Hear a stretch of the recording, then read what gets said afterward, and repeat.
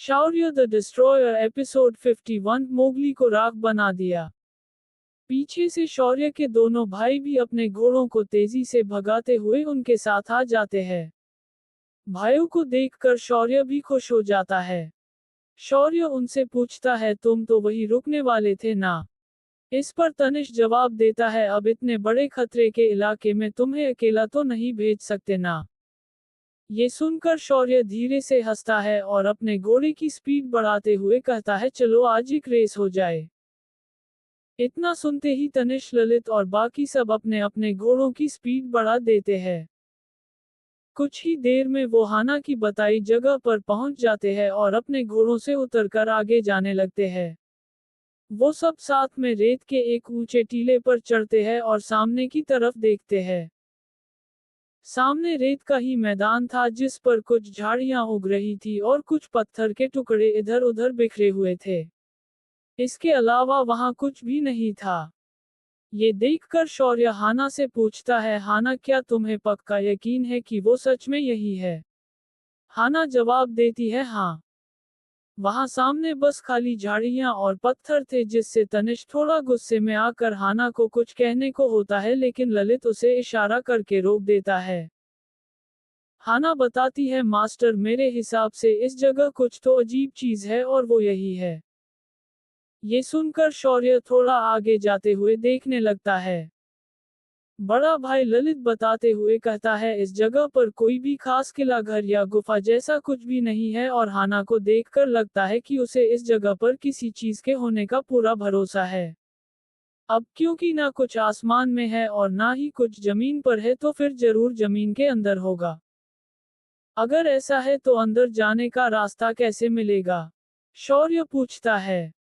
इस पर ललित धीरे से हंसकर बताता है, हमारे ग्रुप में कुछ ऐसे साथी है जो जगह खोजने में ज्यादा एक्सपर्ट है।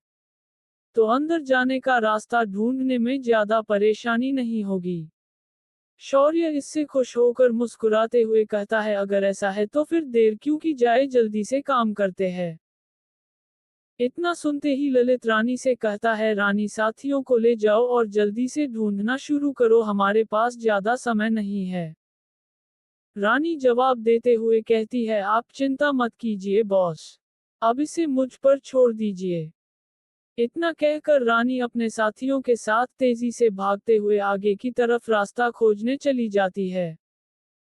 उनके जाने के बाद तनिष्क कहता है, जब तक ये ढूंढ रहे हैं हमें चारों तरफ अच्छे से नजर रखनी होगी। इस पर ललित चिंता में लंबी सांस लेते हुए कहता है, काश वो रास्ता एक दिन के अंदर ही मिल जाए। शौर्य उन्हें शांत करते हुए कहता है, भाई आप चिंता मत करो। आपको अपने आदमियों की चिंता करने की जरूरत नहीं है। क्योंकि अगर सांड ग्रुप यहाँ आ भी जाता है तो मैं उन्हें अच्छे से सबक सिखा दूंगा। ये सुनकर तनिष्क शौर्य से पूछता है, क्या तुम सांड ग्रुप के लीडर दाबू को भी हरा सकते हो? शौर्य मुस्कुराते हुए जवाब देता है, भाई आप चिंता मत करो। अगर मैं सच बताऊं तो मेरे पास उसे हराने के चांस है। तुम अब बस दरवाजे के मिलने की कामना करो, बाकी मुझ पर छोड़ दो। इतना कहकर शौर्य अपनी तलवार को वही जमीन के अंदर गाड़ देता है और मेडिटेशन करने के लिए बैठ जाता है। दरवाजे को ढूंढते हुए काफी ज्यादा समय हो जाता है और अभी तक कुछ भी हाथ नहीं लगता। शाम हो जाती है और सूरज डूबने लग जाता है। इसलिए वो सब वही अपना तंबू गाड़ लेते हैं। शौर्य और उसके भाइयों की नजर अभी भी दरवाजे खोजते आदमियों पर ही थी। ललित थोड़ा परेशान होते हुए कहता है, सच बताऊं तो मुझे ज्यादा चिंता नहीं हो रही। पर अब शायद सांड ग्रुप के आदमी आते ही होंगे। इस पर तनिष्क कहता है, दाबू को छोड़कर बाकी सब बस कचरा है। अगर उन्होंने मुझे गुस्सा दिला दिया तो मैं किसी को भी यहाँ से बचकर जाने नहीं दूंगा। तभी एक आदमी भागते हुए उनके पास आते हुए बताता है, लीडर तीसरी टीम को एक दरवाजे का निशान मिला है। ये सुनकर तीनों भाई खुश हो जाते हैं। शौर्य खड़ा होकर अपनी तलवार उठाता है और तेजी से उस तरफ भाग जाता है। शौर्य उस साथी के साथ वहां पहुंच जाता है जहां दरवाजा था। उस जगह को वो लोग साफ कर देते हैं और वहां मौजूद सारा रेत हटा देते हैं। इससे एक बहुत बड़ा गड्ढा सामने आ जाता है जिसके अंदर से आग निकल रही थी। शौर्य भी वहां आ जाता है और उस गड्ढे को देखता है। हाना भी वही खड़ी हुई थी। उस गड्ढे से आती ऊर्जा को महसूस करके शौर्य खुश होते हुए कहता है, ये वही है, ये वही है। इस पर एक आदमी बताता है, मास्टर, ये गड्ढा पूरी तरह से ऊपर से रेत से ढका हुआ था। अगर हाना को यहाँ ये अजीब ऊर्जा महसूस नहीं होती तो शायद हम इसे ढूंढ नहीं पाते।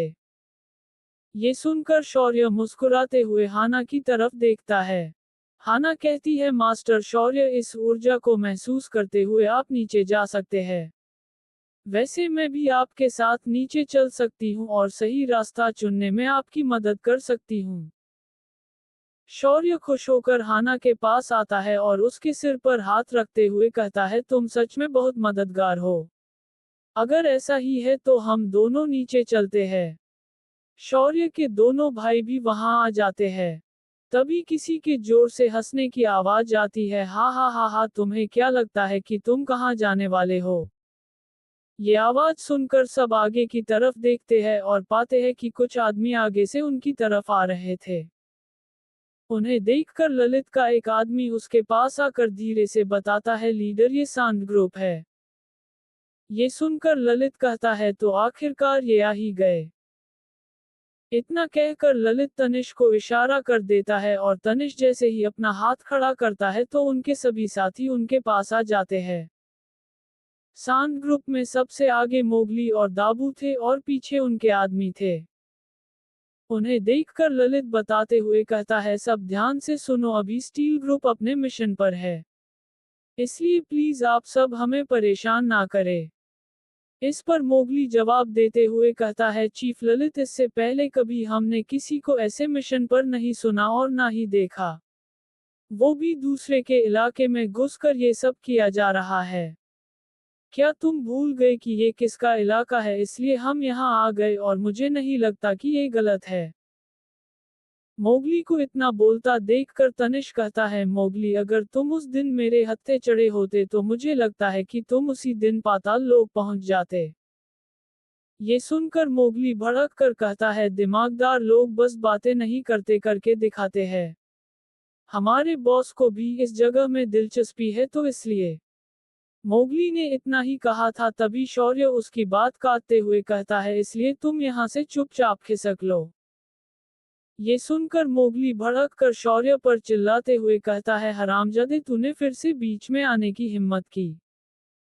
इससे तनिष भड़क जाता है और गुस्से में चिल्लाते हुए कहता है, मोगली, मेरे भाई से ऐसे बात करने की तेरी हिम्मत भी कैसे हुई? इतना कहकर तनिष अपना भाला लेकर बिजली की शक्ति का इस्तेमाल करते हुए तेजी से मोगली के पास जाता है और एक बार में उसे पीछे फेंक कर मरता है। मोगली सीधा मुंह के बाल जमीन पर जोर से जाकर लगता है। तनिष को इतना गुस्सा आ गया था कि वो मोगली को वही खत्म करना चाहता था, इसलिए तनिष बिना रुके तेजी से मोगली पर दूसरा वार करने के लिए उछल जाता है। मोगली उठते हुए गुस्से में चिल्लाता है, तनिष सेन, तेरी मुझ पर वार करने की हिम्मत भी कैसे हुई?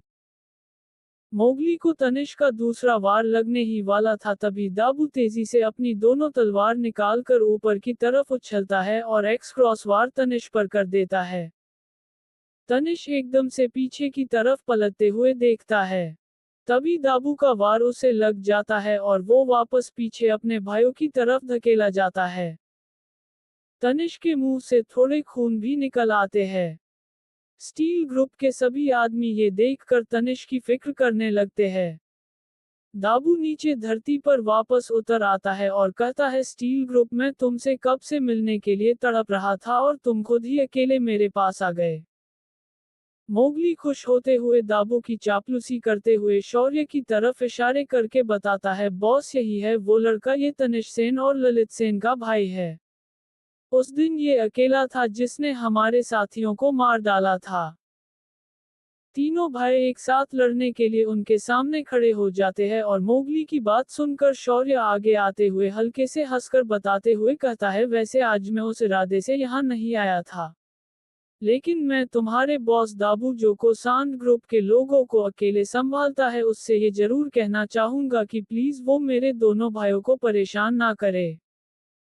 इस पर मोगली भड़कते हुए जवाब देता है, लड़के ज्यादा घमंडी बनने की कोशिश मत कर। आखिर तुम अपने आप को समझते क्या हो? इतना कहकर मोगली दाबू को भड़काते हुए कहता है, बॉस देखो, ये अब सीधा हमारे सिर पर चढ़ रहे हैं। इतना कहकर मोगली थोड़ा पीछे हटकर मुस्कुराते हुए शौर्य की तरफ जान से मारना का इशारा करता है और इससे शौर्य गुस्से में आ जाता है। शौर्य की आंखों से एकदम से सफेद आग बाहर निकलने लगती है और वो पालक झपकते ही बहुत तेजी से मोगली के ठीक पीछे पहुंच जाता है और उसकी पीठ पर हाथ रख लेता है।